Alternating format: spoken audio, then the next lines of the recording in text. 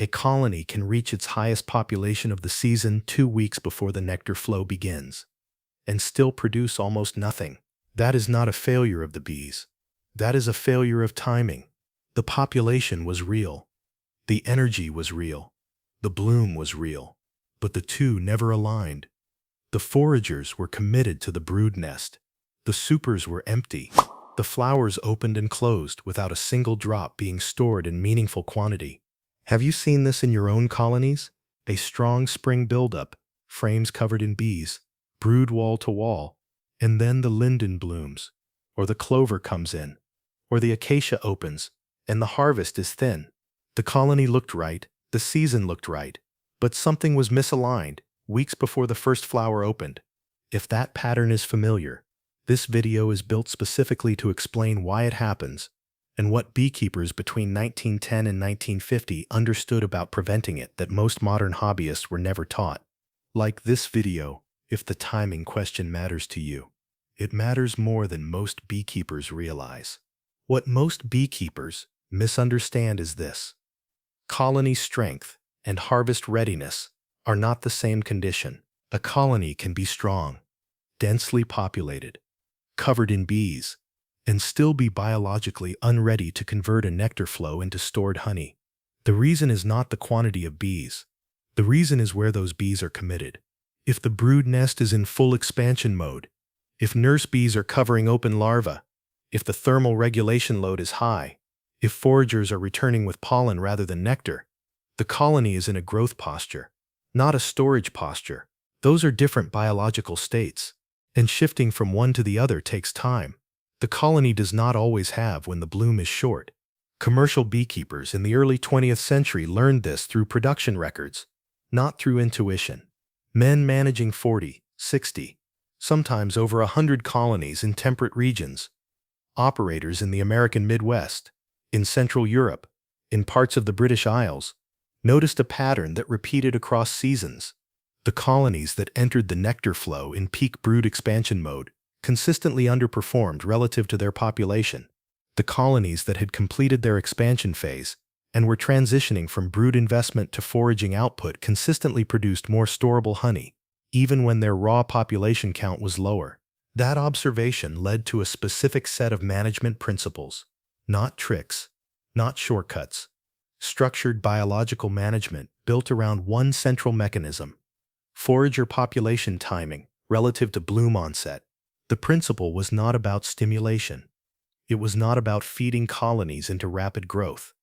It was about reading the brood cycle, understanding where the colony was in its developmental arc, and making management decisions that ensured the forager surge happened at the moment the nectar flow opened, not 3 weeks before it, and not 2 weeks after.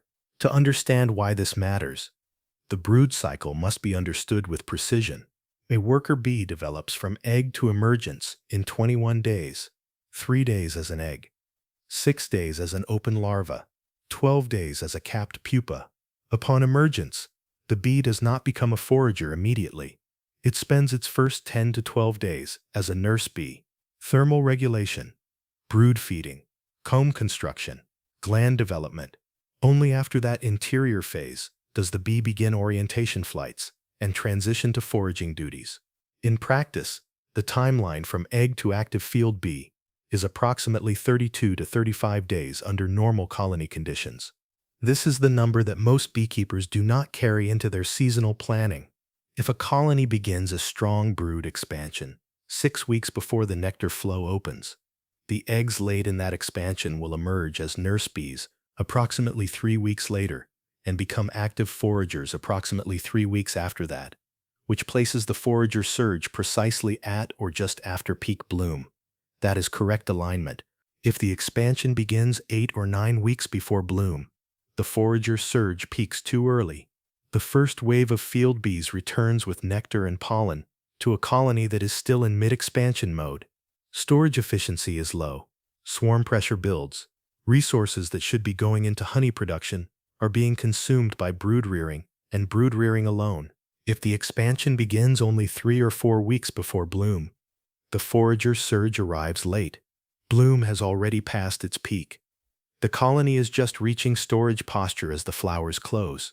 The window is narrow. It was always narrow. Early commercial beekeepers in temperate climates with compressed flowering seasons measured it in days, not weeks. The mechanisms that determine brood cycle timing are not mysterious. They are measurable. The brood nest operates at a stable internal temperature of 34 to 35 degrees Celsius, 93 to 95 degrees Fahrenheit. That temperature is not incidental. It is the biological threshold for normal pupal development. Below 32 degrees Celsius, approximately 89 degrees Fahrenheit, pupal development slows. Below 30 degrees Celsius, 86 degrees Fahrenheit, capped brood can be damaged. The colony maintains that thermal environment regardless of external conditions, but at a metabolic cost. In early spring, when ambient temperatures are still variable, a large proportion of the colony's nurse bee population is committed to thermal regulation. A colony covering 6 or 7 frames of brood in April, when nights drop to 8 or 10 degrees Celsius, the mid to upper 40s Fahrenheit, is spending significant physiological resources just maintaining brood nest temperature. Expanding that brood nest further under those conditions diverts even more resources from storage and from forager development. The colony is not inefficient. It is doing exactly what its biology requires, but it is doing it in a way that may not align with the bloom window. This is why pre-1950 commercial operators were skeptical of early brood stimulation as a universal tool. Some used it selectively. Many did not use it at all. The records from this era consistently show a preference for allowing the colony to determine its own expansion rate based on available forage, ambient temperature, and internal population dynamics, and then supporting that expansion with careful management of space and brood arrangement rather than external feeding stimulation. The concern was not that stimulation didn't work. The concern was that it worked too early, too hard, and produced a brood expansion that peaked out of sync with the actual flow. The inspection protocol that supported this approach was structured around brood pattern assessment, not visual bee density. A colony covered in bees is not necessarily a colony in good brood management condition. The relevant data is on the frames and on the frames. The relevant data is the quality, density, and distribution of the brood pattern itself. A well-managed colony entering mid-spring should show a tight, consistent brood pattern across the central frames, capped worker brood with minimal gaps, open brood in younger stages surrounding the capped area, eggs visible in cells adjacent to open larva. That progression, egg ring, open larva ring, capped pupal ring, indicates a queen operating at full laying capacity with stable brood nest temperature. A colony showing irregular brood pattern in mid-spring, scattered capping, significant gaps in pupal cells, uneven larval stages, is not a colony ready for superaddition or expansion management. It is a colony with an underlying issue: temperature instability, queen quality degradation, pathogen load, or nutritional deficiency. Adding frames to that colony or adding supers will not correct the underlying problem. It will dilute the population across more space and reduce the colony's ability to maintain the thermal environment the brood requires. Pre-1950 field protocols, particularly those documented by commercial operators in the upper Midwest and in Central European apiaries, consistently prioritized brood pattern inspection over population counting. The inspection interval during critical spring buildup periods was typically every 10 to 14 days, frequent enough to track brood cycle progression, not so frequent as to chill the brood nest or disrupt thermal regulation. Temperature at inspection mattered. Inspections below 12 to 13 degrees Celsius, approximately 54 degrees Fahrenheit, were avoided specifically because of the risk of chilling open brood. This was not preference. It was operational protocol, based on observed outcomes. The concept of brood nest compression was central to the management philosophy of this era. When a colony is allowed to expand its brood area too rapidly relative to its nurse bee population, the result is a diluted thermal environment, more capped brood, spread across more frames, with the same number of nurse bees attempting to maintain temperature across a wider surface area. Internal temperature across the brood nest becomes uneven. Pupal development slows at the periphery. Emergence timing becomes staggered rather than synchronized. The forager surge, which should be a concentrated wave of bees reaching field readiness simultaneously, becomes a diffuse and gradual trickle. That diffusion is directly measurable in honey storage output. When foragers arrive in synchronized waves, the colony's capacity to process incoming nectar scales efficiently. When forager emergence is staggered and gradual, the intake rate never reaches critical conversion threshold. Nectar sits longer in cells before being capped. Moisture content remains higher. Ripening takes longer. Storage efficiency drops. This is the mechanism behind one of the most consistent observations in commercial beekeeping records from the early 20th century. That medium-sized colonies with tight brood patterns consistently outperformed large colonies with scattered brood during short nectar flows. The medium colony was operating in a higher state of internal efficiency. Its forager wave was synchronized. Its storage conversion rate was higher. Its honey was at correct moisture levels for capping faster. More bees, less honey. That is not a paradox. That is a predictable outcome of brood nest dilution, combined with flow misalignment. The timing of superaddition was the practical intervention point in this management system. Experienced operators from this period applied a consistent threshold. The brood nest should be covered, every frame occupied by bees, top to bottom, side to side, before a super was added. Not most frames, every frame. The visual standard was that no wooden frame surface should be visible when the frames were in place and the lid was removed. Bees covering all frame tops, clustering down the sides, filling the space between frames. This threshold corresponded, in most climates, to a colony covering 8 to 10 Langstroth frames.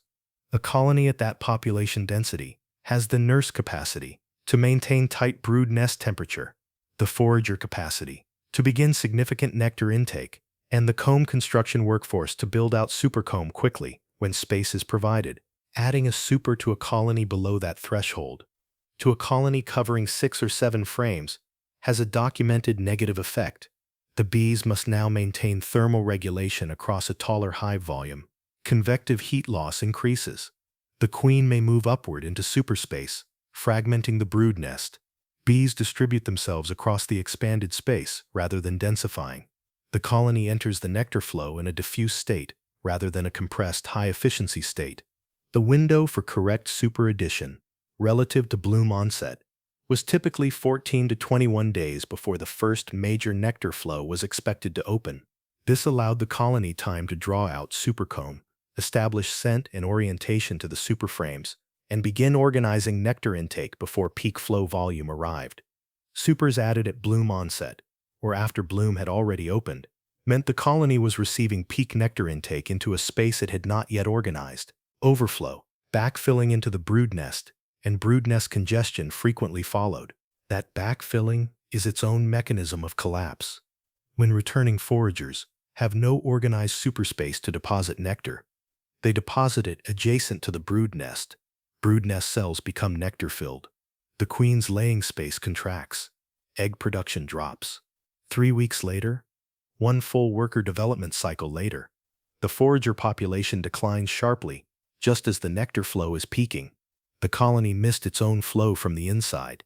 Growth without timing is loss. Swarm pressure in this context is not a separate subject. It is a direct outcome of timing failure. A colony that enters the nectar flow period in a state of brood nest congestion, open brood wall to wall, superspace limited, forager population large, but nowhere to efficiently deposit, is a colony under maximum swarm impulse. Queen cells appear at the bases and faces of congested brood frames. The colony biology reads the condition as overpopulation with nowhere to go. The appropriate biological response is to split the colony through swarming. Half the adult population leaves. Honey production for that season is effectively over for the remaining colony. This is not a behavioral quirk. This is a survival mechanism, operating exactly as designed. The beekeeper who did not time the expansion correctly has created the conditions that trigger it. Pre-1950 commercial operators who managed large numbers of colonies under tight seasonal windows developed systems to prevent this condition from arising, rather than systems to respond to it after queen cells appeared. The distinction matters. Responding to queen cells is reactive management. The cells appearing is already the late stage of a failure that began weeks earlier. The mistake happened weeks earlier. Detection of early swarm impulse. Workers clustered at the hive entrance in long beards during warm evenings. Inspections showing polished empty cells adjacent to the brood area. Bees standing idle on frames rather than working was the trigger for immediate intervention. That intervention was not splitting the colony. In a production context, splitting is a population loss. The intervention was managed brood manipulation, moving frames of capped brood to weaker colonies that needed population support, replacing them with drawn comb or foundation to provide laying space, and ensuring superspace was fully available and organized. This maintained colony population integrity. While releasing brood nest pressure, the colony's swarm impulse was addressed biologically, not surgically. No queen cells required. No population lost. Production continuity maintained. The relationship between this management philosophy and the structure of the flowering season cannot be separated. In temperate regions, and the majority of productive beekeeping country falls within temperate zones, the main nectar flows are short. Acacia, 10 to 14 days under favorable weather. Linden, similar. White clover, in a typical season, 3 to 6 weeks with significant variation depending on rainfall and heat. Borage, Phacelia, sunflower, compressed windows that may not overlap between apiary sites, even a few kilometers apart. A small-scale producer managing 5 to 20 colonies is entirely dependent on one, possibly two of these flows per season. Missing the main flow by 2 weeks of timing failure in either direction is not a production shortfall. It is the loss of that year's income from honey. The colony doesn't get a second attempt. The flowers don't reopen. This is the economic dimension that pre-1950 commercial operators understood because it was their direct livelihood.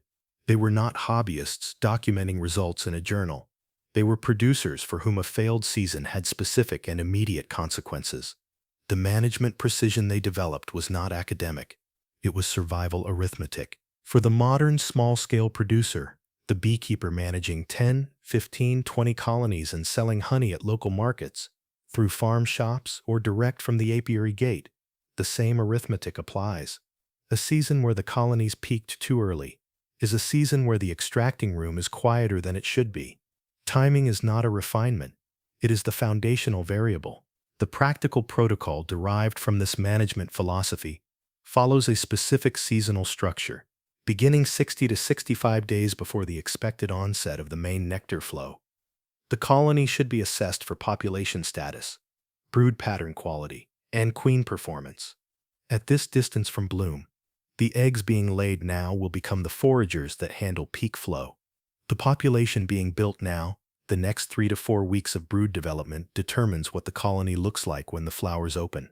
A colony at this assessment, showing 4 to 5 frames of tight, consistent brood, adequate pollen stores, and queen coverage of available comb space, is on a normal trajectory. Management at this stage is primarily observational. Ensure entrance space is appropriate. Ensure ventilation is functioning. Confirm stores are sufficient to support continued brood rearing without incoming forage. A colony showing fewer than 4 frames of brood, irregular pattern, or signs of nutritional stress at this assessment point requires attention. Not external stimulation necessarily, but investigation into the cause of the deficit. A queen showing irregular laying at this date may require replacement.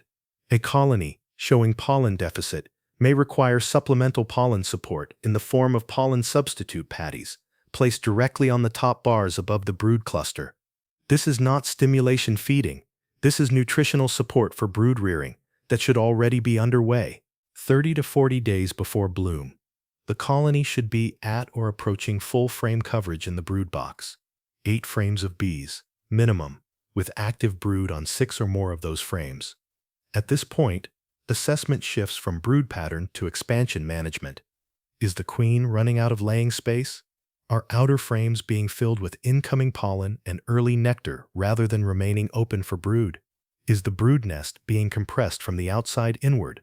If brood nest compression is occurring, pollen and nectar fills crowding the brood area, strategic frame rotation may be appropriate. Moving a fully capped frame of brood to an outer position and replacing it with drawn comb adjacent to the active brood area provides the queen with unoccupied cells while keeping the expanding brood nest centrally located. 14 to 21 days before bloom, the super threshold assessment is made. Full frame coverage in the lower box. Active forager traffic at the entrance. Nectar intake beginning from early season minor sources. If those conditions are met, a super of drawn comb, not foundation, is placed above the brood box with the excluder in position. Drawn comb is critical at this stage because the colony needs to begin organizing nectar intake immediately, not spend time drawing foundation first. If drawn comb is not available, foundation can be used, but placement timing must shift to 25 to 30 days before bloom to allow for comb construction time before peak intake begins. Many pre-1950 operators maintained comb banks specifically for this purpose, drawn super frames from previous seasons, stored through winter, ready for immediate deployment the following spring, 1 week before the expected bloom onset. A final inspection assesses whether the super is being accepted and used. Bees in the super, working the frames, beginning nectar deposition. This is correct. Bees clustered below the excluder, reluctant to move upward. This signals a possible excluder obstruction, a super that is too cold, or a colony that has not yet reached the population threshold to extend upward efficiently. If the colony is not yet into the super at this stage, removing one frame of open brood from the brood box and placing it in the super above the excluder will draw nurse bees upward. Those nurse bees, following the brood, establish a population presence in the super that signals the rest of the colony to follow. Once established, the frame of brood is returned to the brood box, and the super bees remain in place. This technique, documented in early 20th century management manuals and still effective today, does not require chemical lures, pheromone attractants, or any intervention beyond moving one frame of brood. It works because it exploits the colony's most fundamental behavioral drive, brood care. Nurse bees follow brood. Other bees follow nurse bees. The super becomes occupied. During the flow itself, management is minimal. Inspections every 7 to 10 days to assess storage progress. Monitor for backfilling into the brood nest, and add additional supers if storage rate warrants. Adding a second super before the first is fully capped, maintains nectar flow intake efficiency. A colony forced to slow intake because super space is limited is a colony that deposits less in total over the length of the flow. Post-flow assessment, conducted within 5 to 7 days of the flow's end, determines whether supers should be removed for extraction or left for additional minor sources later in the season. What the pre-1950 generation of commercial beekeepers developed was not a secret. It was not suppressed. It was simply a set of principles that required consistent application of biological observation, inspection, discipline, brood cycle tracking, and population assessment at specific seasonal intervals over the reactive and occasional management style that became more common as beekeeping grew more casual and less commercially essential. The mechanism those operators were controlling is unchanged. Brood cycles still run 21 days. Nurse bee transition to forager still takes 10 to 12 days. Forager populations still peak and decline on the curve. The brood investment determines. Bloom windows are still short. The synchronization requirement between forager peak and nectar flow peak has not changed and will not change. What changes is whether the beekeeper accounts for that synchronization deliberately. 60 days before the flow, 40 days before the flow, at the super threshold, at the bloom date, or leaves it to chance and reads the harvest results afterward. The colonies that produced consistently, season after season in that era, were colonies being managed on biological timing, not gut feeling, not visual impression, not the number of bees visible at the entrance on a warm afternoon. Brood cycle calculation, population threshold observation, deliberate, structured management at the intervals that matter. The bees haven't changed. The flowering window hasn't widened. The timing that protects the main flow is the same timing it has always been. The beekeeper decides whether to apply it.